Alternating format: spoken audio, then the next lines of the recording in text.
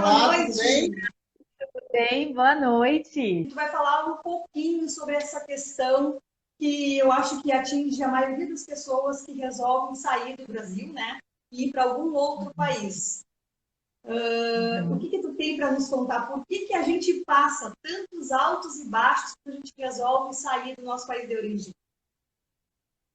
Bom, como já vamos começar então entendendo, né, essa questão do contexto, o que que seria essa experiência da migração? Eu trouxe aquele gráfico, já tem até aqui, aquele que você gostou, sobre a curva do ajustamento, né? Exato. O que que seria esse gráfico para eu explicar para o pessoal? É um gráfico que os estudos da área intercultural, né, da psicologia intercultural, que é a psicologia que estuda, que investiga as questões relacionadas ao processo de imigração. Então, para vocês entenderem bem, é uma área totalmente voltada às questões emocionais, às questões de relacionamento com a nova cultura e que vai entender todas essas situações. E dentro, né, de todos esses estudos, foi comprovado, né, através de investigação científica, que existe uma curva do ajustamento. Então, essa curva do ajustamento, todos nós passamos na imigração, que começa, eles chamam até de uma curva U, assim, que começa lá em cima, na fase da lua de mel, né? Até já é muito popular aí essas questões. Então, a gente começa lá em cima, na fase da lua de mel, que é aquela fase da euforia, do encantamento, aquele momento, assim, gostoso da experiência, onde tudo que é novo, que é diferente, é atraente, é divertido. Só que como a gente não está fazendo turismo, né? Essa fase ela acaba e aí nós entramos numa queda. Então o gráfico ele começa lá em cima e ele vai caindo. E essa queda é o que nós chamamos de choque cultural. Então todos os estudos da área, né, intercultural, até outras áreas que intercalam aí com a psicologia nesse sentido, tem como objetivo ajudar as pessoas a passarem pelo choque cultural, que é a parte da queda, a parte mais difícil da imigração, que é quando a gente começa a entrar numa rotina, a gente começa a fazer parte daquele lugar, ou até posso dizer, a gente começa a tentar fazer parte daquela nova vida. Então a gente começa a fazer essa busca. E nessa busca a gente entra em conflito com a cultura, com aquelas pessoas. E esse conflito, né, aí a gente pode colocar a questão da solidão, a questão de não ter a rede de apoio porque estamos sozinhos em outro país, a questão das diferenças culturais, né? A gente começa a fazer comparações, então, ai, porque no Brasil é assim, ai, porque aqui é assado, ai, porque as pessoas são daquele jeito, que as pessoas no Brasil eram mais legais, porque as pessoas aqui são desse jeito, não me entendem, não me aceitam. E essas questões, né, elas vão se tornando crises de identidade, elas podem trazer um luto, por exemplo. No luto, a gente pode avaliar questões referentes às perdas da mudança. Então, muitas coisas a gente deixa para trás. E esse deixar para trás, ele realmente é vivenciado como um luto.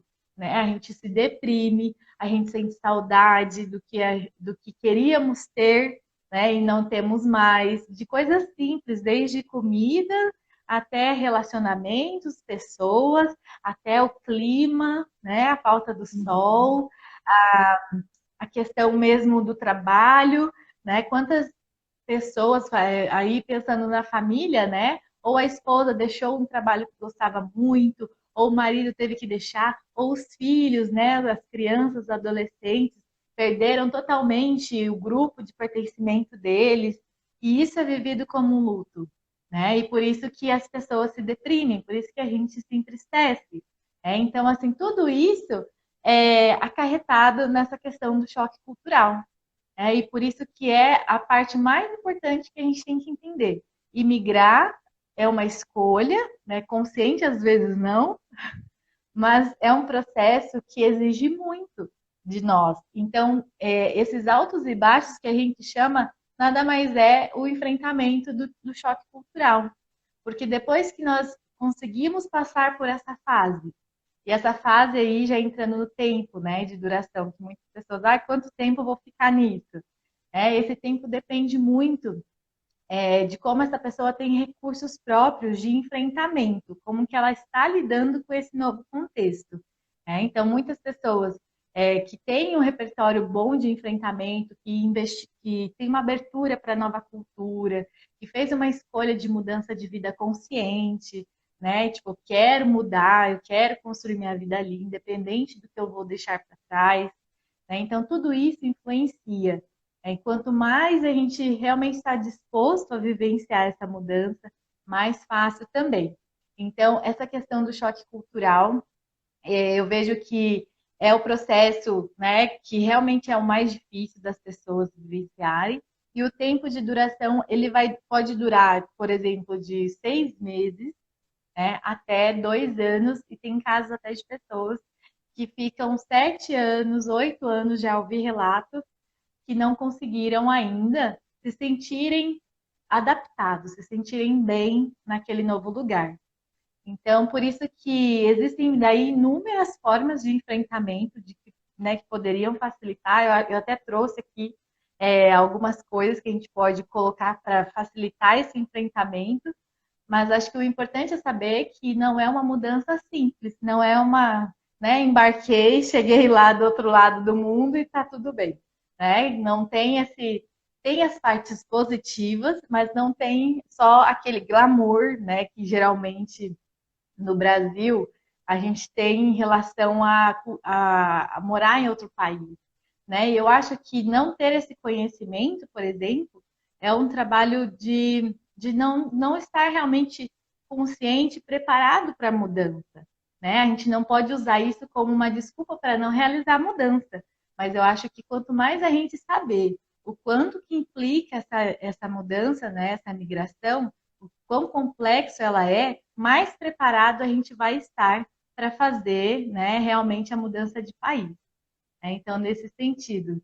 E depois disso, que a gente lida com essa fase do choque cultural, começa então essa curvinha aí do gráfico, da curva do ajustamento, ela começa a subir.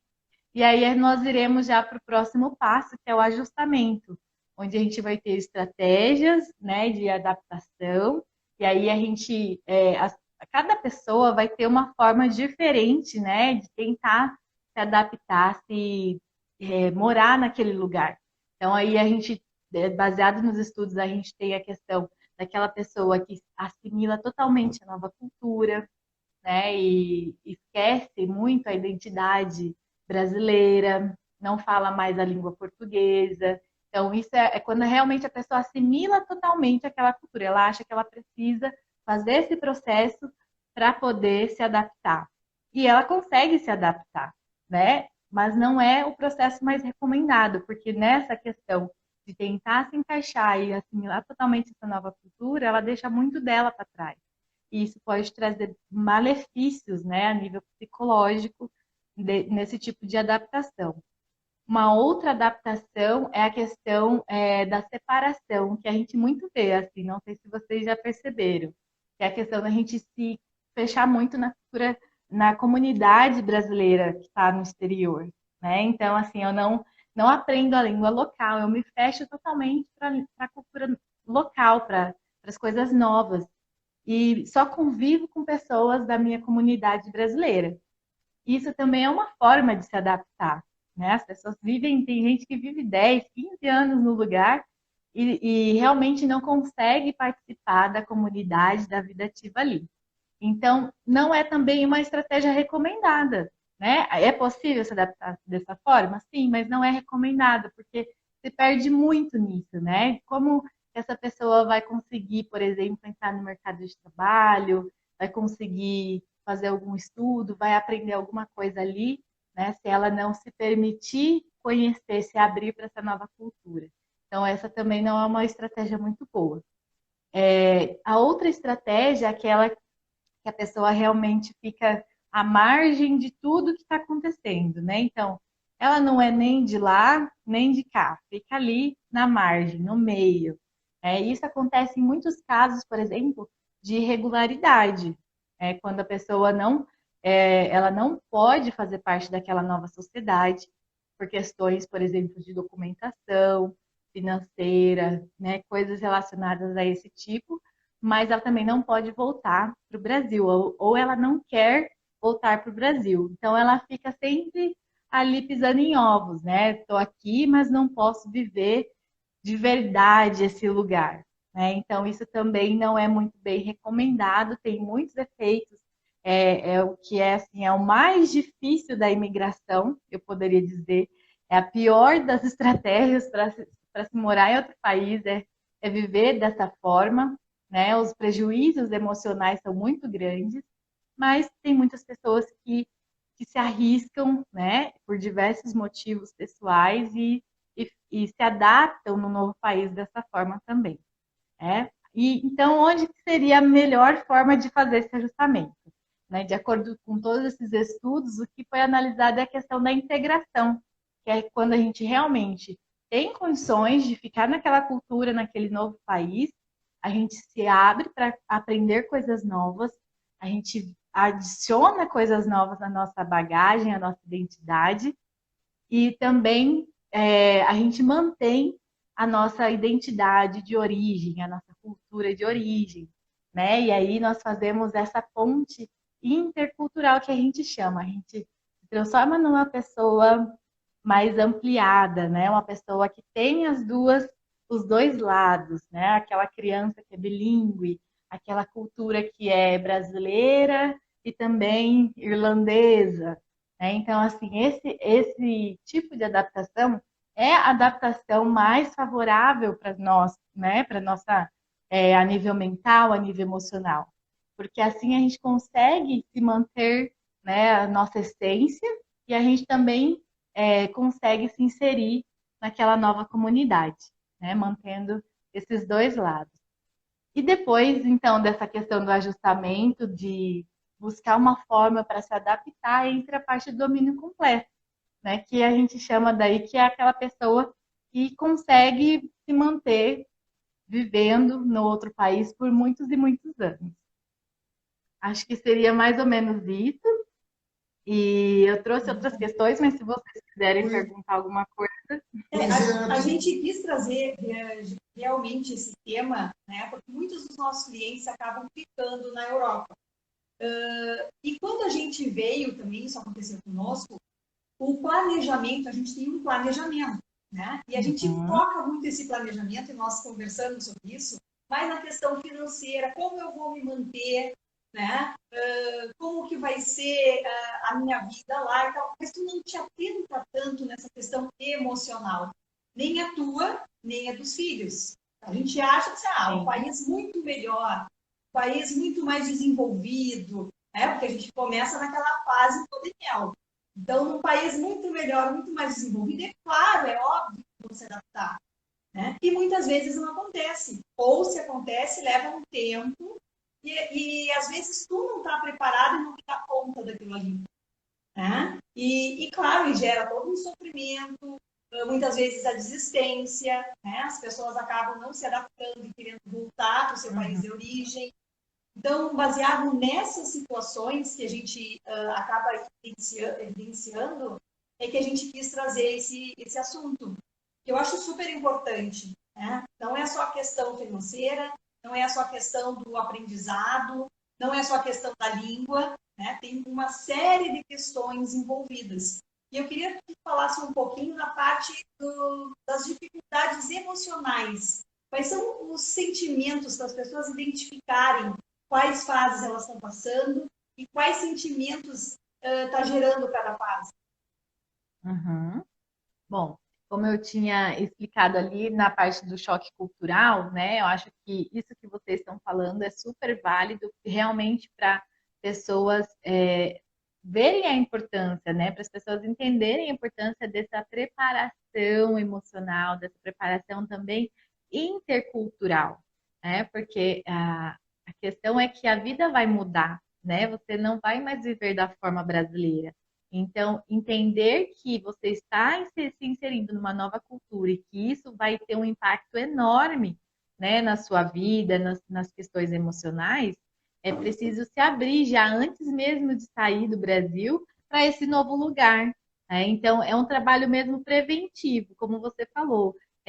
Não é, as pessoas não dão muita atenção a isso, sofrem com isso na experiência. Às vezes elas também não sabem que precisavam ter essa preparação emocional e intercultural, né? Então, acho que trazer a live é realmente é importante nesse sentido, de fazer um trabalho preventivo, né? De conscientizar as pessoas disso. Então, voltando lá para o choque cultural, que é a fase mais difícil, como que as pessoas identificam que estão vivendo isso?